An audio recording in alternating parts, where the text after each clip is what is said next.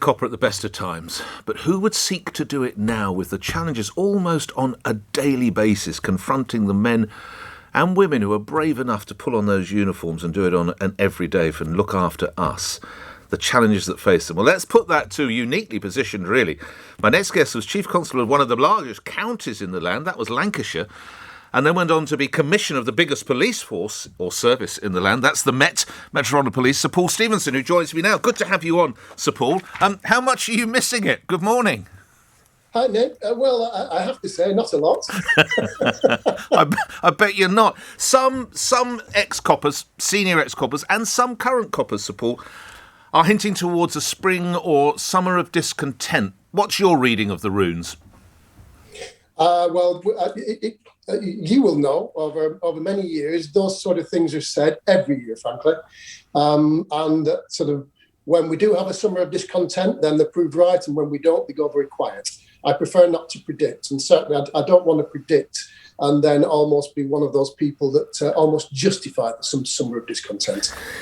It's been 12 months since lockdown. What has stood out from you about the way the men and women in the police force and services up and down the country have dealt with this, Sir Paul?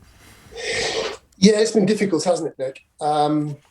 The whole experience for the cops of policing public health legislation has been quite clearly an uncomfortable one. I think largely they've done pretty well. There've been moments when, I've sat there like many other sort of normal citizens around the nation and winced and cringed. But largely, I think they've done pretty well. We get one or two incidents where clearly it doesn't feel comfortable, having cups of coffee in the park and walking your dog. That doesn't feel very good, does it? But then again, put that against the fact there's been something like, I'm guessing, or I think almost some 50,000 fines given out, and we hear about a small number of incidents. So we've got to put that into some sort of context. I think they've done pretty good.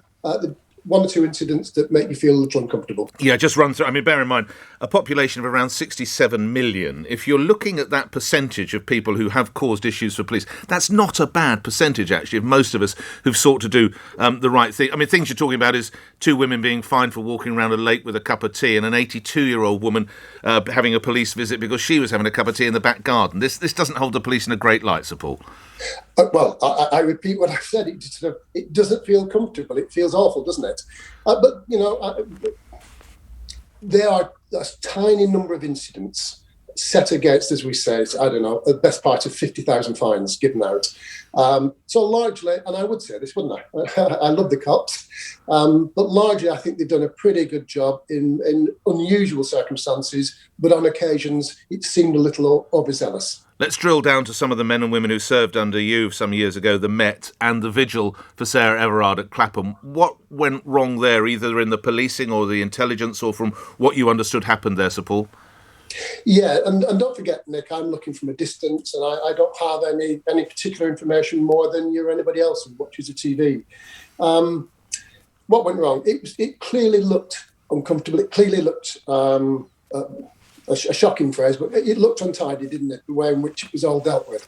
But then again, you have to understand, any intervention, when there's demonstrations taking place, they always look untidy. They never look particularly good.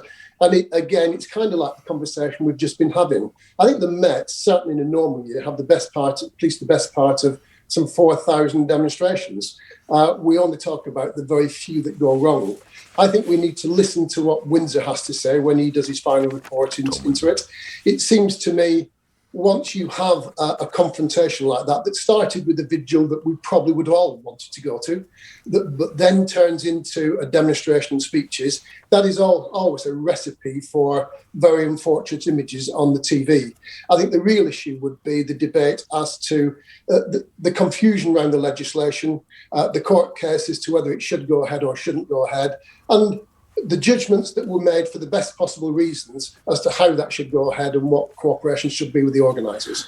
But I would prefer to wait the outcome of the report before I jump to judgment, as the odd politician has done, as they want to do on occasions, and behave in a somewhat opportunistic fashion, demanding the resignation of the Commissioner. Quite frankly, that's farcical. Yeah, I mean, we're all armchair senior officers, aren't they? Was the Deputy Commissioner, Sir Steve House, right when he said he would not apologise for the actions of his officers in Clapham, Sir Paul?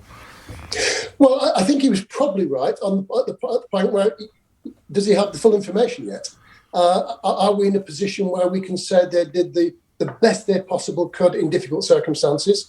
Are we in the position where we've examined, did they properly use the intelligence? Are we in the position where we reflect on the judgment as to whether the march should have been authorised or not authorised? So I'm guessing Steve was in a difficult position. You started apologising on every occasion when people demand it, even when subsequently it's not justified, and the apology means nothing, does it?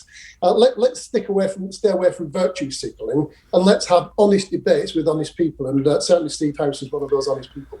Just coming back to Clapham, Sir Peter Fahey, who's a man you'll know well, he was Chief Constable of Greater Manchester, just to remind my listeners, he said that what we witnessed in Bristol on the weekend might be a backlash. He says, I worry police officers in Bristol were inhibited from using necessary force to stop protesters from attacking them because of the lack of support they saw the Met receive. This again possibly speaks to armchair commentators, as you just alluded, doesn't it, Sir Paul? I think it does. I haven't seen what Peter said on that, and as you know, you're quite right, I know him well. You will, yeah. You would hope that they weren't inhibited, but you would fear they might.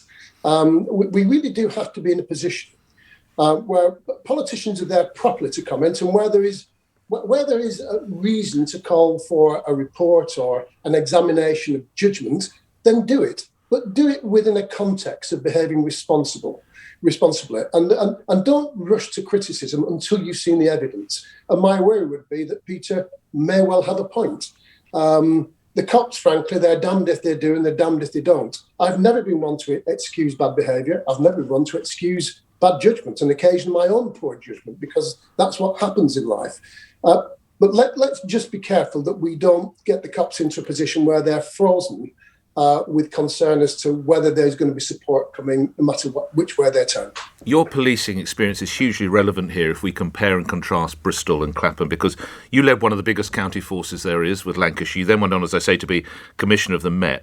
What are the differences in policing those sort of contrasting communities and dynamics from a county such as Lancashire or a city such as Bristol, as opposed to the metropolitan area? It's all about context, isn't it? When you go to the Met, which is a tricky old beast, by the way, to run. Get out, really? People often say, what was it like managing the Met? And I often say, I'm never too sure I ever quite managed to do that. In fact, it's like riding on a bucking bronc on occasions, but a great honour. But when you go to London, it is the sheer scale of the challenge, the diversity, the 300 different communities. As I've already mentioned, the fact that the Met are dealing with the best part of 4,000 demonstrations a year, and they go overwhelmingly well because the Met are overwhelmingly good at it. Sometimes they get it wrong. So it is the scale, it is the diversity, it's a diverse population, and then it is the attention. The attention is always going to be on London. Yes, Bristol was dreadful, and hopefully we'll get some very good results with that, with good investigation leading to people having the collars felt, and hopefully the law will throw everything they can at it. But London is always going to be the centre of that attention. It's always going to be in the eye of the storm. Last couple of questions. Either as Chief Constable of Lancashire or Commissioner of the Met, had the request come up to you, do we take the knee at a BLM demo or protest or rally? What would the response have been, Sir Paul? Well, I'll simply give you my response when I sat watching the television. I was very uncomfortable with it. Why so?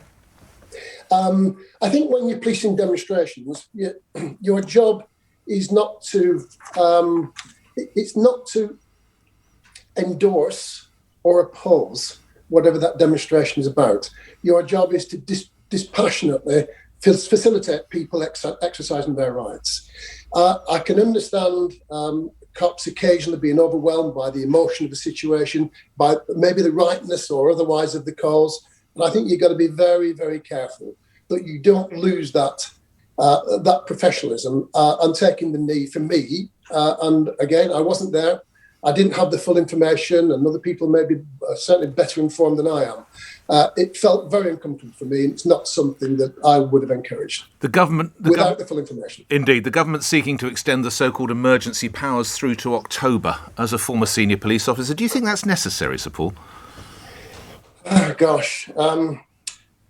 like every other citizen in this country, I get concerned about a slow creep towards authoritarianism and legislation that's easy to pass, but much more difficult to walk away from. I wouldn't rush to judgment on this.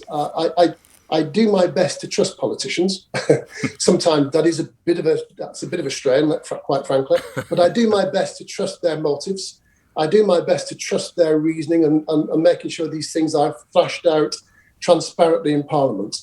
I worry about a gradual creep towards authoritarianism, but on occasions it may well be necessary to pass or to further approve an extension of draconian legislation. I, like everyone else, I'm just looking forward to a time when we can get away from that sort of interference in our lives and get on with something that is approaching something a little bit more normal. And lastly, Sir Paul, you talk of politicians, 6 of them united in a letter to a newspaper last week, suggesting that Operation Midland, which we talk about the high number of investigations with the Met that went well, that was one that possibly not one of their greatest successes, that it needs an independent inquiry or a fresh investigation. Would you agree with that as regards Operation Midland? We certainly need to get to the bottom of what went wrong there. Howsoever we do that, I think there are various inquiries going on. We've had inquiries. Again, I'm not a great supporter, Nick, in having one inquiry after another inquiry into historic situations. We've had far too much of that and we've wasted far too much money. But I think this was one where clearly things did not go as well as they should have done, where some things were said that were quite clearly out of order, that were wrong. So one way or another, we need to get to the bottom of this and move on from it. And you know better than anyone, they talk about maintaining public confidence and confidence in the police. The men and women brave enough to do the job, they're nowhere without that confidence, are they, Sir Paul? Policing by consent, we use that phrase constantly. The reality is, without the confidence of the public, the police can do nothing in this country. We don't have the numbers, regrettably, but we don't have the numbers, and thankfully we're seeing more going on the streets now, and that's hugely important in terms of people going out and enjoying their rights in public places. But we don't have the sort of numbers, and we don't have the armament, thankfully, where we can police in an oppressive manner. That's not our style, and neither should it be. We need the confidence of the public. I just want to say, I've never seen you looking so well. Clearly, whatever it is you're doing during lockdown, you look so fit. You've got none of the pressures of running the Met, Sir Paul. Oh, good God, I've got such a tough day ahead, Nick. Well, a nice ramble or whatever. Fields and do something.